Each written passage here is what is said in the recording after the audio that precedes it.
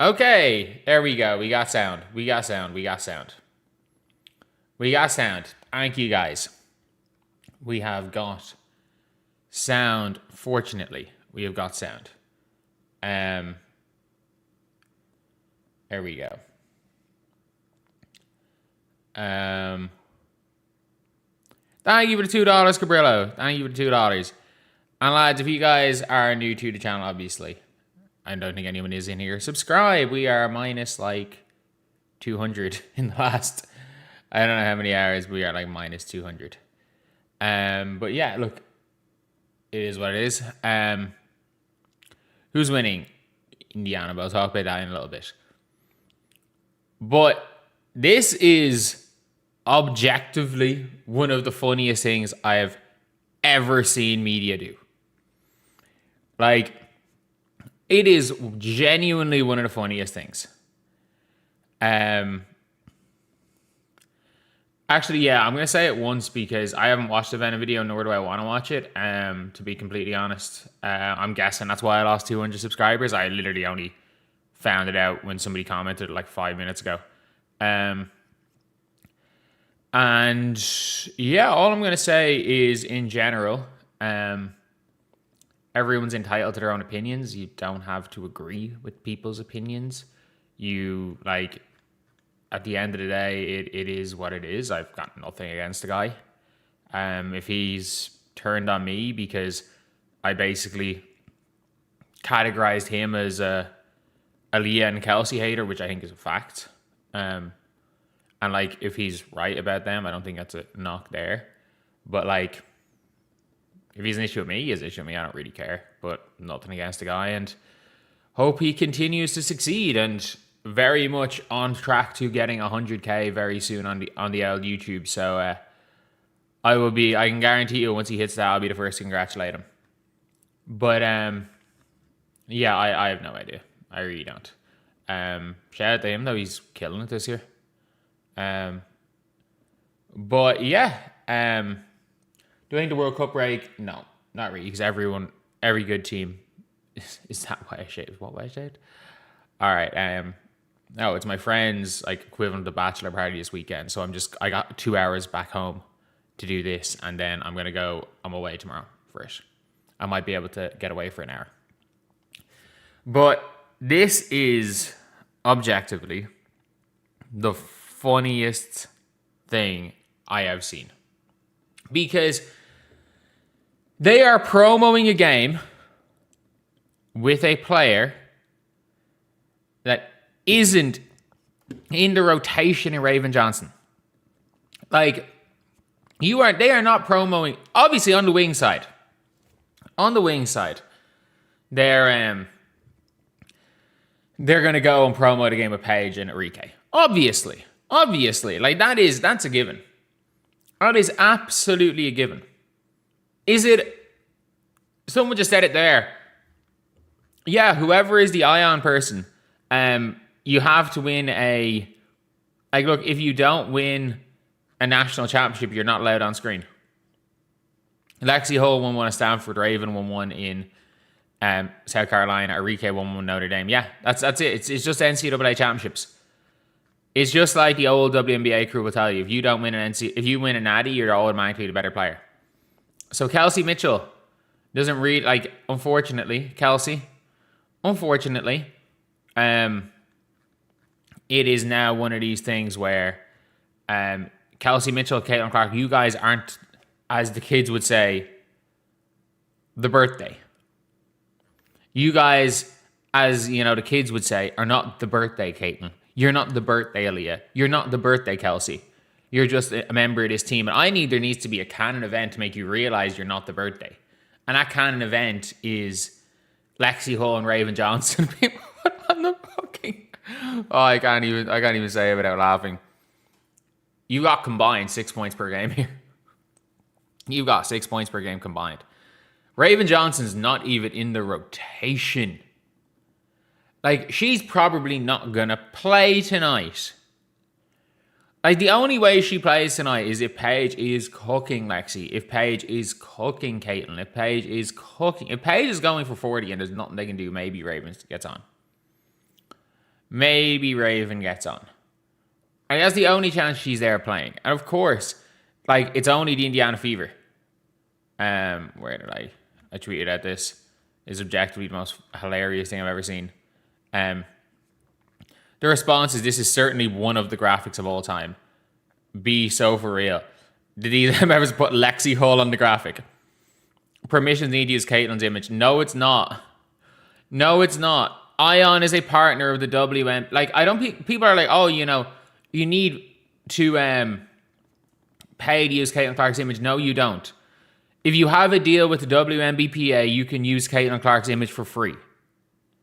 If you have a deal with the PA, it's the same with if you're like 2K have a deal with the PA. If you are a member of the WNBPA, you are automatically put in 2K. If you are, but once you retire, 2K have to pay you to go into the game. That's basically it. There is a fee to be in the game when you are retired, but when you're a member of the PA, you are automatically there. It's the same with FIFA Pro, the unions. They don't need to pay to put Caitlin Clark's name on a fucking graphic. They don't. This is just the weirdest choice I've ever seen. Like, why is Raven on so many graphics? Like, she doesn't play. She literally doesn't play. He chose Lexi Markin pure click play, promoting Wings with Fever with Lexi Hull and Raven Johnson. Like, is this gone? No. Like, this is the battle of the backcourts. Like, if the Indiana Fever win the battle of the backcourts, the Indiana Fever win this game. It's as simple as that. The only chance the Dallas Wings have of winning is if Enrique, like, if you guys don't know, Enrique doing Enrique things is a statement that can either be a good thing or a bad thing. Since 2024, it is a statement that can either be a good thing or a bad thing. The problem is, when it comes to Enrique doing Enrique things, it's been bad a lot more often. It's been good for the last while. But if Enrique goes for 30, which Enrique can do, Enrique can absolutely do that. Or if Odyssey Sims give you 20. There are ways in which the Wings can win this game. It's very unlikely. But why? Like, why are the Fevers 7th and 10th best players on a graphic? Like, could you imagine if on the graphic on the other side, they put up Maddie Siegrist and, I don't know, Haley Jones? I think they'd be laughed out of the building. They would be. Rightfully so, they'd be laughed out of the building. We have literally got Enrique and Paige, which is the right people to promote, versus Lexi Hull. Like, I'm sorry. I'm wearing a Lexi jersey right now. What are we doing? Funniest graphic I've seen in a minute. 1K likes. I know the graphics aren't allowed a good chuckle out making this. Folks got Raven Johnson on here. The single funniest promo graphic of all time. I was this year's old when I found out Ion social media manager was a Paige stan. I don't think it was a Paige stan. I think it was one of those, you need to win a natty to be good at basketball stands. Objectively hilarious. You are hilarious for this. Paige and Wing face off against Lexi Hull and the Fever. Lexi and Raven Johnson versus Paige and Enrique. Like, for me, this is one of the stupidest graphics ever. It just is. It reminds me of when the Fever played against the Storm, and instead of marketing it as Caitlin Clark or Kelsey Mitchell versus even Stub Bud number 2, because Awa and Dom weren't there, they marketed it as Zaya Cook versus Raven Johnson. I'm like, man, these players might play a combined 10 minutes today. These players might literally, play a combined 10 minutes. It's mental. It is really, really mental. But it is, it's just one of those things now where we're like, I don't actually know when it comes to the WNBA, like, when it comes to all their partners, why they go so far out of their way to make Caitlin Clark and the Fever, and they're the only team. They are the only team where they will start promoting random role players just so that they don't put their stars on graphics. Like, could you imagine? It's the equivalent of the Aces putting up Justine Passat and Steph Talbot on a graphic. It's hilarious. It's objectively hilarious. Like, even Jewel Lloyd's better than these two players. It would be like them putting Steph Talbot and Justine Passat, which they would obviously never do as a public thing. Whatever about the team, publicly. This is awful. But yeah, that is a video. See you guys. Yeah, the Lynx nearly blew a huge lead. And they nearly blew a huge lead. But have you guys seen the Skip Bayless stuff? The Skip Bayless stuff is mad. Is genuinely mad. So I'm not really going to play too much of it. But for Caitlin's sake, I don't love what Aaliyah said about Kelsey Mitchell. And this was obviously before the podcast clip started doing the rounds. And the podcast clip was nothing really until what she said came up. And then you've got even clip based 5 hours ago. What Aaliyah Boston said disturbs me. Because we all know Caitlin Clark has enough issues with the rest of the league despising her. And I'm going to be real here. I've said this plenty of times, like, the Aaliyah Boston situation has really fucked with her perception publicly, and it's going to continue to do that. Like, every time Aaliyah Boston looks off Caitlin Clark from now on, it's going to be seen as sabotage. Every time Aaliyah Boston shoots a three instead of swinging the rock one more time, it's going to be seen as sabotage. If a lot of voters are going to vote for Aaliyah, or are going to take any voter who doesn't have Caitlin Clark on their all W teams, or the first time a journalist comes out and says not the best player on her own team, Aaliyah is going to get blamed for it. Like, she had two opportunities to name both players, and she took neither. And the Paige one was extremely egregious. It was extremely egregious. But that being said, like, we've now got, and look, you can say what you want about 2025 Skip Bayless, but to make the point of that the Aaliyah Boston stuff has transcended WNBA circles. It really has. It has transcended WNBA circles. It is bigger. It is bigger than the WNBA right now. There are certain things that hit mainstream. And we all know kind of, when it comes down to it, what way these things go. It starts off by Twitter complaining about something, then the likes of Outkick complaining about something, and then it starts to hit Fox News, and then it trickles in, it starts to hit the likes of Fox News, the Skip Baylesses of the world, the podcasters of the world, and then it starts to hit the overall mainstream media. And most stories in the WNBA are 1 to 2 days late. I think we all know that, because that kind of is the way the media is. Like, narratives start on Twitter, then they start getting pushed by the likes of Outkick, or on the other, or certain people that are just, funneled by trendy hoop stars. And that's kind of the way this whole thing goes. It is the way all of this goes. And I said no one will cry if say Caitlin and not Kelsey Mitchell. Yes, they would. Yes, they would. Do you really think that if they that there wouldn't be the same thing? That there wouldn't be up if she said Caitlin Clark instead of Kelsey Mitchell? Do you not think that everything would be like, that's what people would be talking about? Do you not realize that that's all the actual players would be saying? You would be hearing former players, people would be going out on Twitter to call her out.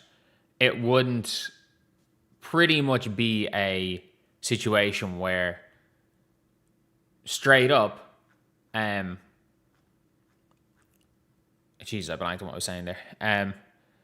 But I'm just trying to push a narrative to get into the Fever locker room again by pushing players against each other. No, I'm ironically not. I'm doing the opposite. A Fever player, optically, I don't know what's going on behind the scenes.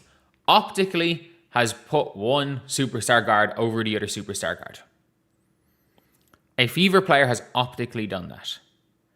We are in a world where there are fans on every side. As I have said, there are groups of fans that believe the entire Fever team, from the front office to the organization to her teammates, are out to get Caitlin Clark. And there are other fans that think Caitlin Clark is a cancer and the worst thing that could happen to the Fever.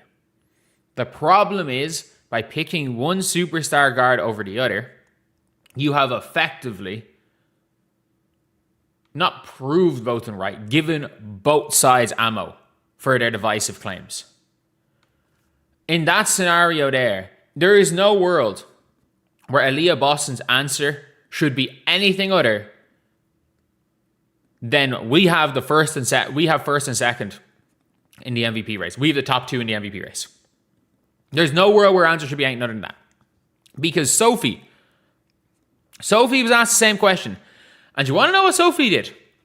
Not only talked about both Kelsey and Caitlin, put Aaliyah in the MVP conversation, who has no right to be in the MVP conversation. Why? Because you want to put Aaliyah Boston in that conversation so that three of them make an all WNBA team.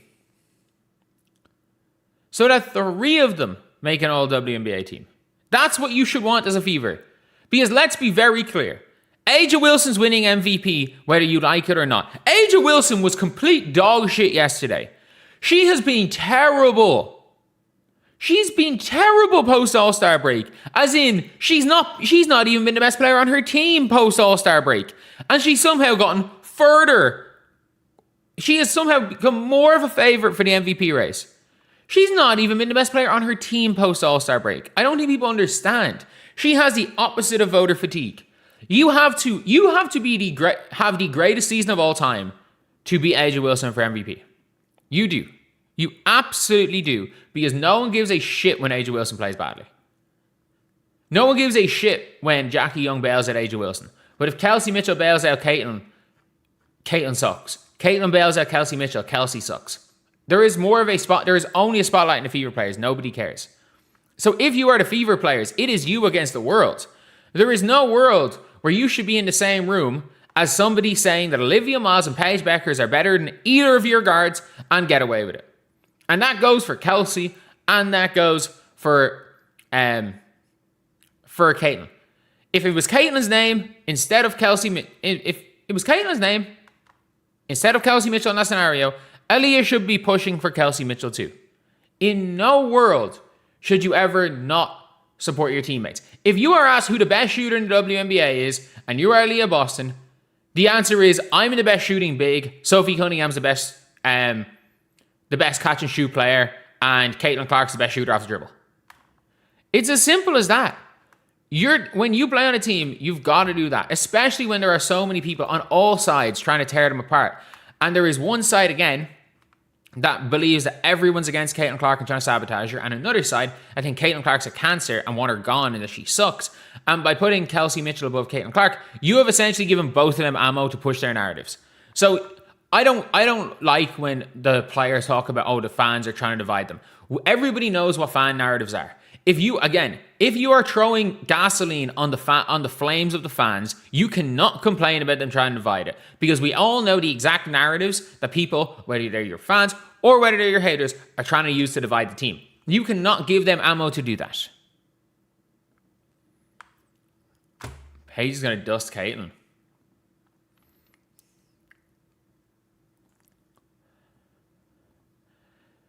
So I read one of the most hilarious articles ever.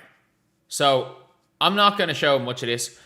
So the case for Paige Bueckers over Caitlin Clark is the WNBA's best guard. There is no case for Paige Bueckers the WNBA's best guard. There is not. AB's normally very tight-lipped. Me doesn't give much and supported Kelsey Mitchell for MVP twice. You think AB still rocks with Caitlin? Yes, I do. Yes, I do. I think she's like. I think she didn't realize what she was doing, but it's at the stage where it's probably got to be more careful. But like this article right here, there is actually, what argument is there for Paige being the best guard in the WNBA? What argument is there for Paige Bueckers being better than Olivia Miles? What argument is there for Paige being better than Caitlin Clark? Like, when efficiency has the added downside of passiveness, efficiency doesn't matter. You would rather somebody make an aggressive mistake than a passive mistake that doesn't show up. Like, if somebody is wide open under the basket and there's an 80% chance you make that pass, the pass goes on target. You would rather be the player. You would rather have the player that might turn it over by missing the pass but is willing to make it than the player who thinks, oh, there's a chance I might turn this over. I'm not going to do it. Paige is not the better defender. They are both mediocre to below. They're both traffic cones. Neither of them are good defenders. But this is my favorite part about this. I'm not talking about anything. First of all, Paige is better in her role. We are talking. You cannot say better in her role and then say best guard. You cannot. We are not talking about roles. You cannot talk about that when we're talking about best guard. But first of all, as well here, Caitlin has never been better. Last season was mostly lost to Caitlin due to injuries. It seems so little discourse of the round. Clark actually touches on her production, which is why it hasn't gotten coverage. She's taken a big leap this season. So basically, it is basically saying, yeah, Caitlin Clark's been great, and her, her stats are gone way up. But Caitlin has never been better. And he's just titled Caitlin has never been better. Like, what are we doing? What are we actually doing? Caitlin has never been better. So Caitlin Clark, with a team of 3 stars, took down Paige Bueckers with an entire team of WNBA players. An entire team of WNBA players. Paige Bueckers had Aaliyah Edwards on that team. Paige Bueckers had Nika Mule on that team. Again, the 6th pick in 2024. And who won that game? Oh, Iowa. Iowa did. There was zero argument in 2024 for Paige Bueckers being better than Caitlin Clark. If you swap the two of them, I'm sorry. Like, if you swap the two of them and you put Paige Bueckers on Iowa, they don't even make a Final Four. Like, they don't even make a Final Four. Even if, like, you're saying your Caitlin's never been better, but yet also she's a uniquely efficient offensive engine. You can still make the argument Paige is better right now. It's a flimsy argument. Paige is good enough that, yeah. You can make that argument. The problem, one of the big problems with Paige is that there is never consistent aggression. She has to choose to be aggressive. And it is so difficult. It is so difficult to get by to be in the conversation for a quote unquote best guard when you have to choose to be aggressive. There might come a time, Paige, if you want to say most skilled guard, cool. I'm not going to argue too much with that. I think there's an argument to be made there. I think you probably do look at Olivia Miles in that regard. But I don't hate the argument that Paige Bueckers is the most skilled guard. Like, I think Paige has less flaws in her game than Caitlin Clark. But no one has ever judged a superstar by the holes in their game. Like, it is madness. It is absolutely madness. And someone said, how many playoff wins do they have? The 3 best guards in the league have a total of 0 playoff wins. Like, it is what it is. Like, what? Are we still going to pretend the 12 point per game Chelsea Gray is the best point, who plays on the wing, is the best point guard in the league? That's the only favorite thing. They're like, oh, look, it's a point guard. I'm like, she hasn't played point guard in years. She literally has not played point guard in years. It's like saying, I don't know. I'm just trying to think off the top of my head, like who transitioned from point. Is there anyone that we can think of that transitioned from point guard? But like, they are the two best guards, or two or three best guards in the league. Olivia Miles is there. They are literally two of the three best. But we've randomly got a paragraph. Caitlin Clark has never been better. We cannot rewrite history. There is no argument in 2024 that Paige Bueckers was better than Caitlin Clark. There was none whatsoever. If you think a Paige in 2024 was better than Caitlin Clark, you are crazy. You are crazy. Like, she was all W first team. Caitlin Clark averaged 31 and was on her team was better. Like,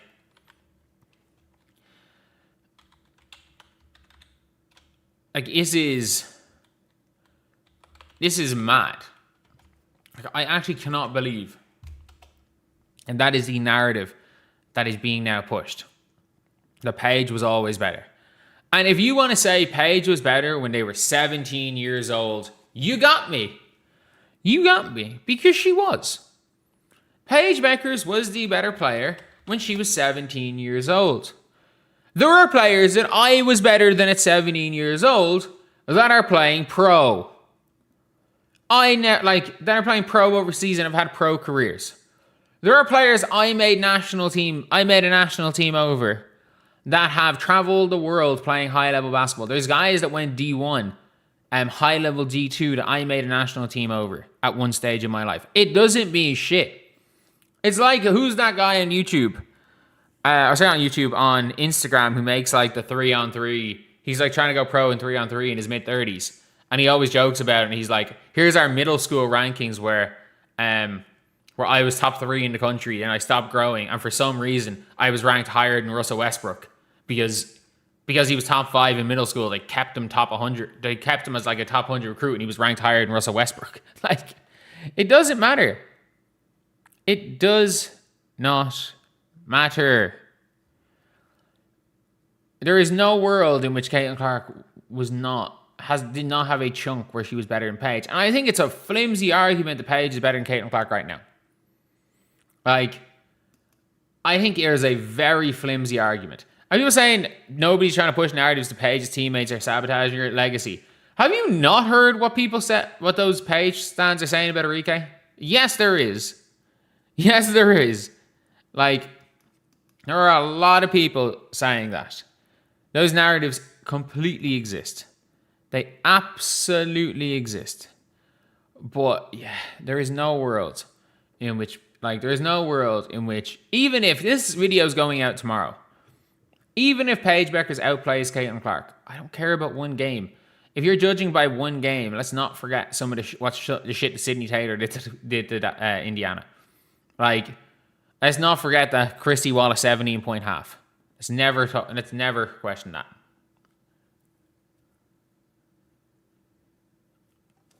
I really don't see how you can argue today a Paige Bueckers' first team.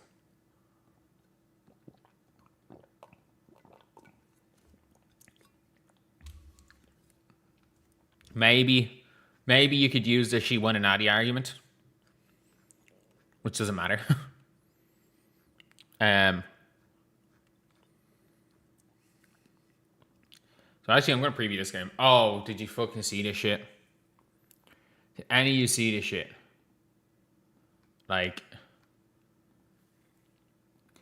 she just won't stop. Dijonai just won't stop. Why? Just why? Why do you have to be like, you've hit too many people in the head, so now I'm going to repost something calling out Alyssa Smith. What are we doing? What are we doing, Dijonai? Genuinely, what are we doing? It is one of those things where, obviously, when it comes to Dijonai,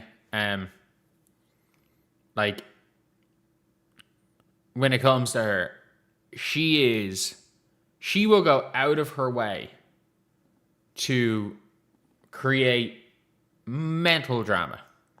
And we saw it when she was playing with the Fever. We saw it then And we're seeing it now. I'm just like, ever since Dijonai's been healthy, it's like, have you ever, the meme, the Lionel Hutz meme, it's like world without lawyers, where everyone's just like in peace. That was basically the WNBA. No, it wasn't. I was about to say, I was like, the Lionel Hutz gif might have been the WNBA before Dijonai became healthy. Could you imagine a world without lawyers? Everybody just walking around. Like, obviously that's not the case. There was mad stuff going on. But Dijonai is Dijonai. That's the only way I can describe it here. Is Dijonai. She's going to Dijonai. She is going to make sure as hell that, like, she was, the day she got healthy, she was, like, seen as healthy. She was shitting on, like, tweeting out, listing people Alyssa Smith allegedly cheated on her with. And now being out here, I'm low-key glad I caught my ex cheating. My new life cool as hell. Like, even if that's the case, it's another player in the league. And not only that, it is a teammate of your current girlfriend. We have seen firsthand how the Dijonai drama fucked with the Indiana Fever. Like, what are we doing? If Alyssa Smith is worried about this shit and she's getting involved in Dijonai drama, it's going to negatively affect Dijonai's girlfriend's team. And I don't think she gives a shit. I don't think she cares. I really don't. Because everything here is just, it's always something. It's always something with her. When she is healthy, it's always something. Whether it's on the floor or off the floor, it is always something with Dijonai. There is no, you don't get, when she plays basketball, you do not get a period of time where there's no drama surrounding her. Like, you don't. When she is healthy, shit's going down. When you, when you're there reposting 3 in a row, basically being like, oh yeah, she's putting in Jackie and stats, repping her current girlfriend, and then tweeting out shit about Alyssa Smith. Like, what are we doing? Is she trying to burn down the Aces? Like, she seemed to try to burn down the Fever. There's nothing to be gained by doing this. There's actually nothing to be gained. Because again, Alyssa Smith plays with Jackie Young. And it's just always something. It's always something. We literally have not gone. Like, we can't go. When was the last time? Since Dijonai has tweeted out, since she went and posted about the Alyssa cheating, we've had clothesline Sophie Cunningham. We've had the white privilege tweet. We've had, it was this day last week. In the last 7 days, we've had a clothesline, a tweet saying white privilege, a hitting Tiffany Hayes in the face, hitting Chechi Zandalasini in the face, trying to get a heckler kicked out of a stadium, and now this. You have to use 2 hands to count the amount of messy shit Dijonai Carrington's done in the last week. It's not over the course of a season. It is in the last week. What the hell is going on? Like, I cannot wait to see the Aces implode. Like, the Aces are a legitimate contender. It's going to be tough for the Fever to beat the Aces. And in Angel Wilson's defense, she is, or maybe Becky Hammond's defense, the shit that happened in the Chrissy Sides era, the fever probably isn't going to slide. But, like, I still can't believe Nalissa went back. If nothing else, Nalissa Smith has played her way into $1 million next year. But, like, the team got rid of Kennedy Carter for drama shit. And unfortunately, they second-hand brought in Dijonai. Like, why? Why not just wait till the season's over? Then say whatever the hell you want about Nalissa. Because Nalissa's not going to be in the Aces next year. They can't afford her. They can't afford her. She's going to make big money next year. They can't afford her. But yeah, look, it's a mad old situation. That's the only way I can describe it. It's a mad old situation. But yeah, like, what do you guys think? What do you guys think? They got rid of Carter because she wasn't listening to AJ. I'm pretty sure getting rid of Carter had something to do with the social media post, because she was like basically iced out of the team after that. What do you guys think? I was about to say, is Dijonai worth the trouble? But I'm like, Dijonai has played on the two most disappointing teams the last 2 years, in the Wings and this year's Sky. Nah. Phoenix are the most disappointing this year. Like, when Yo-Yo Nogic was like, yeah, I'm going to Russia, you knew it was bad. But yeah, it's a tough one. It is a tough one for some teams to have to deal with. But you know what? Jackie Young's been hooping, so maybe Jackie Young is immune to the curse of Dijonai, which means Jackie Young might be the best player in the damn world. She really might be the best player in the world if she's immune to Dijonai curse. But yeah, so we are going to preview the game. I hate the fact it just automatically goes to Lexi Hall. There we go. So this is a big game for the Indiana Fever. And this is a must win. Like, must win.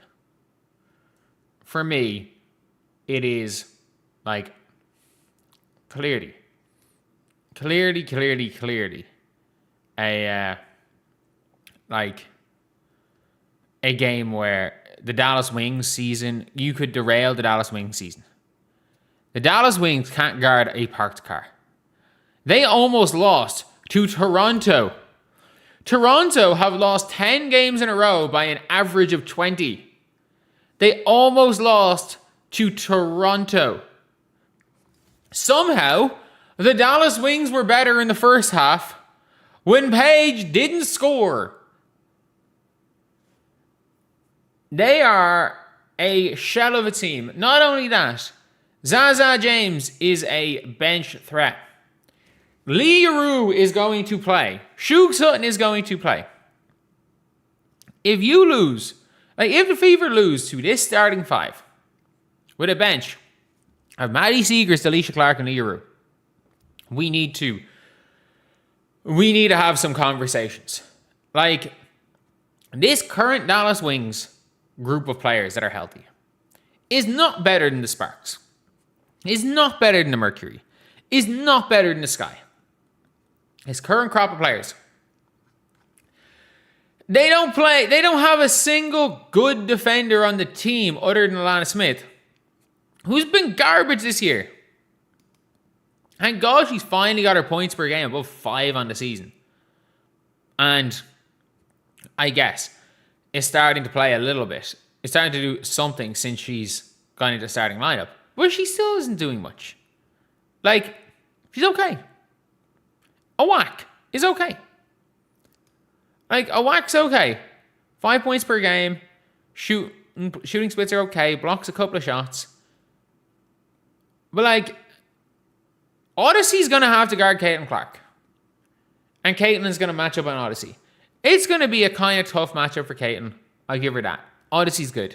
And these are the type of games that Odyssey succeeds. Like, Odyssey Sims is the greatest hardship player of all time. Like when you are in a bit of a pickle, when teams when teams don't expect you to win, she's been like that for years. Odyssey Sims steps up. So yeah, there is a world where Odyssey Sims is killing it. But like Seagrass, Alicia Clark, no Zaza James. Caitlin can take all the defense off if she wants. And not only that, like their entire offense goes through Jess Shepherd. It's struggle ball. Other than Jess Shepherd, their team is struggle ball. The Indiana Fever are given a 63% chance of winning, but also based on the spread, you would assume this is the type of spread that the Indiana Fever used to get given to beat Seattle. Like 8.5, I'm pretty sure, is the spread they were given to beat Seattle without Aaliyah. In the 45-point Caitlin Clark game. They're missing. Wait, Shepherd behind Paige in assists. Yeah. They're missing second league in rebounds. And their entire, basically, offense. And when it comes to Paige, like, Paige has been anonymous since the All-Star break. She had a good second half. Maybe she's playing her way into form, I guess. But like, she's been anonymous. She has been completely anonymous. And not only that, again, Jose Fernandez is one of those coaches that would rather play through Jess Shepherd and Enrique than play through Paige. And Paige isn't going to force the issue. The Dallas Wings are this close to going into free fall. They're also this close to getting their season back on track. And I don't think people understand how close teams are to torpedoing their seasons. Like, the Indiana Fever are currently 2 games off 3rd and a game and a half on 2 games off 8th. They are 2 games off 8th and a game and a half off 3rd. I'm saying 2 games off 3rd. If the Indiana Fever lose this one, you're then facing Atlanta, who are a bad regular season matchup for the Fever. Who are a really bad regular season matchup. I still think in the playoffs, if it's a 4-5 the Indy win, I don't trust Ryan Howard or Alicia Gray in the playoffs. I don't trust either of them in the playoffs. I trust Kelsey Mitchell, I trust Aaliyah, and I trust Caitlin. If you want to say, oh, Caitlin has ever won a playoff game, she had, I think, did she have 25 and 8 or something in game 2 against Connecticut? She was ridiculous. And then game 1, she got eye gouged. So, like, she played basically with one eye. But, like, I'd be extremely concerned. Wait, how have the Wings made the playoffs and the Vox have... Oh, it's 24 wins, sorry. And the Wings have the tiebreaker. But, like, Indiana, if they start winning a few games here, they absolutely then, then go and, like, they absolutely go into that 3rd, 4th conversation. And if you're the Fever, unfortunately, you can't also play for 6th right now.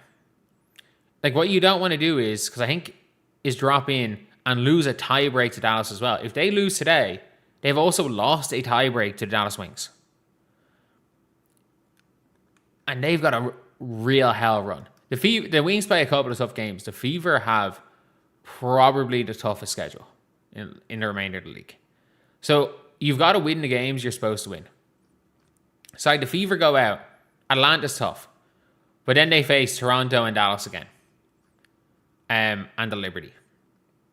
Chicago is not an easy matchup. Connecticut, Toronto, they're kind of easy. But you end the year with Mystics, Minnesota. And unless Minnesota have that 1 seed wrapped up, they're tough games. They are really, really tough games.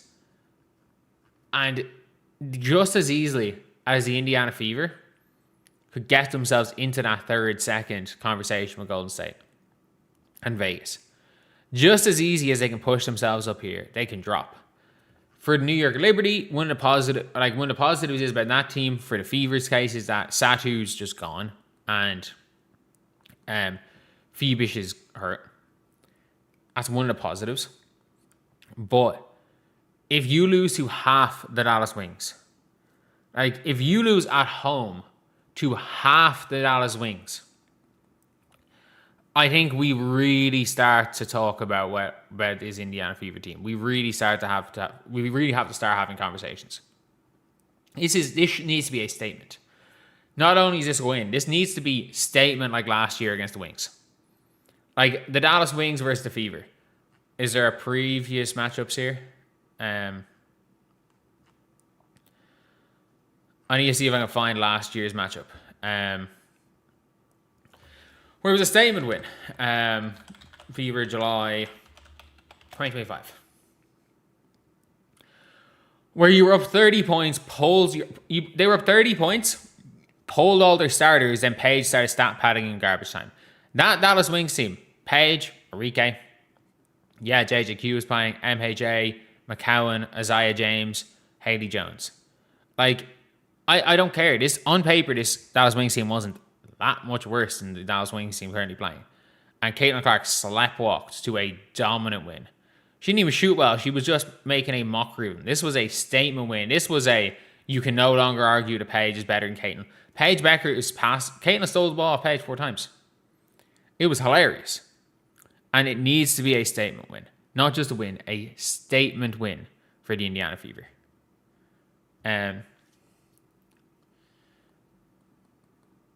Yeah, I just want to end the stream on talking about one thing.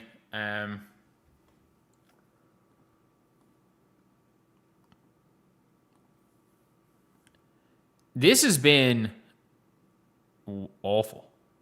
All around, it's just been an awful situation with Satou Sabally. And Satou obviously had been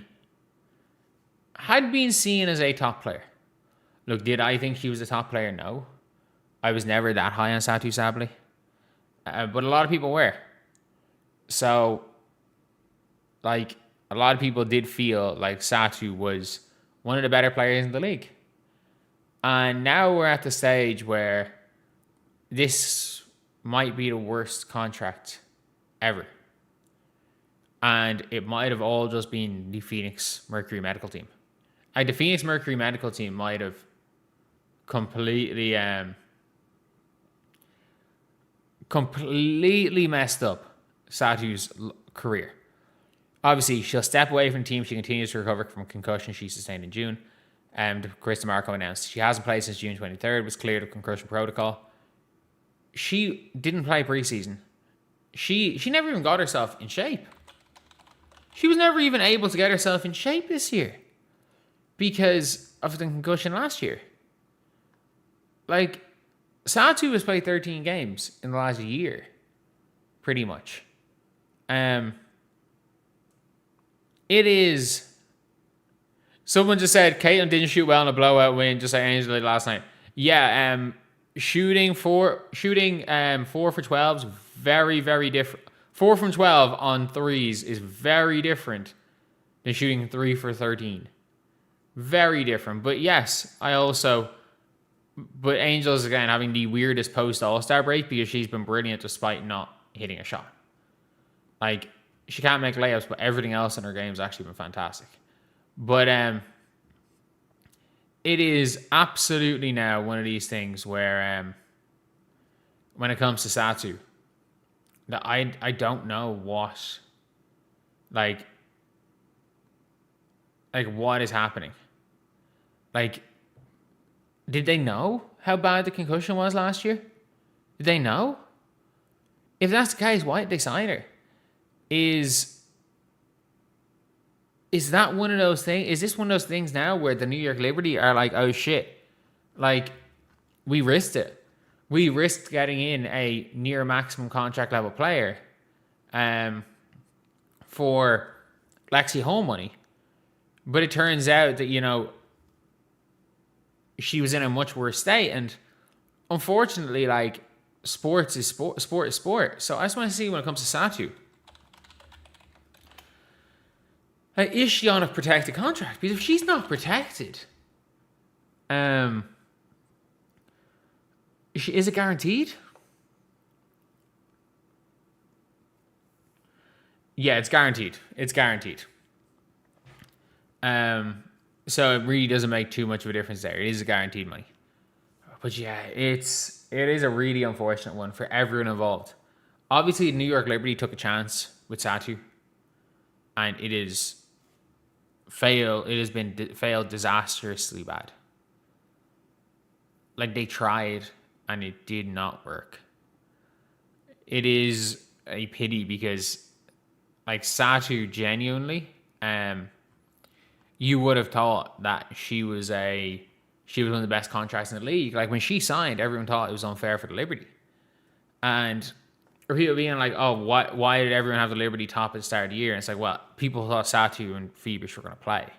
Like, with Phoebus on the team, the Liberty are the best team in the league. So, like, it is what it is. But, again, all of this, other than a playoff run, like, Satou got benched. She got benched in Phoenix last year. And obviously was exceptional in the playoffs. She was absolutely exceptional in the playoffs. So we're not going to question that. And then, obviously, what happened to her game 4 in the finals. I just hope as well that, like, this isn't affecting her. And this is just a basketball thing. And look, if it's time to retire, it's time to retire. Like, if she's done, she gets her another $800K. She makes her money. And if she goes and makes her money, like, she's made, what, a couple of million in her career? It's never going to be life of luxury or anything, but, like, if you hand somebody $3 million, like, if you hand someone $3 million post-tax, should be able to, make it work. Living reasonably. But, yeah, like, at this stage, depending on how bad that concussion is, I don't know whether or not she should even go back in general, because 2 major concussions, to the extent where it's like you're not even going to be with the team anymore. Like, I don't see her. I genuinely don't see her ever playing for the rest of the season. I think if she plays for the rest of the season, like, if she was going to play, there'd be talk she wouldn't be stepping away from the team right now. I think Phoebus wants to play in the World Cup. I think Phoebus is going to be fine. Phoebus, I think, is going to be absolutely fine. Like, she's already warming up. Her goal is to get ready for the World Cup, and Phoebus should be there for playoffs, which is why the Liberty are going to be so dangerous. But I think Satou gives them another dimension. Like, if Satou's even 60%, she gives them, or if she's not even 60%, if she's able to step a foot on the floor, she gives them a brand new dimension, and it's one extra player that can go off and win you a game. But yeah, all around, it's just it's just one of those things where the maybe the other 11th team, or it's not 12 teams anymore, 14 teams, decided that the concussion situation was too bad with her and not to pick her up. Because did anyone even see how she hit her head? Whatever it was wasn't something egregious. And she's been out for over 2 months, and she's going to be out till at least after the World Cup. Like, she might miss 3.5 months for it. And at that stage, there's no point bringing somebody back for a week into the playoffs. Especially when she wasn't good when she was there. But yeah, like, if this is it, a weird career for Satou. Injuries, a lot of injuries in her first 3 years in the league, and then in year 4 makes the all WNBA first team, and then is injured for nearly all of year 5, and then year 6 has a roller coaster where she starts off as an all-star starter, then Dewana Bonner comes in and she's garbage. And then all of a sudden the playoffs kick in and she plays like one of the best players in the world and gets to the finals. And that might be it. It might be a weird career for Satou. But yeah, I just hope at the end of the day, her being okay is probably the most important thing. That's probably the most important thing that she's okay. Not probably, it is the most important thing that she's okay. So yeah, that is it. That is it. Oh, fuck.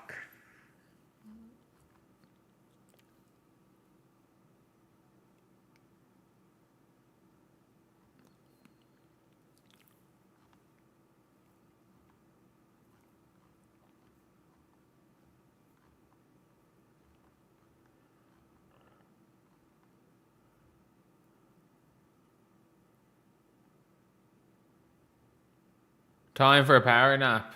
I'm trying to think of one more topic. Otherwise I'm going to head. Is there any topic? Time to log off. Yeah. I'll be live later today. I'll see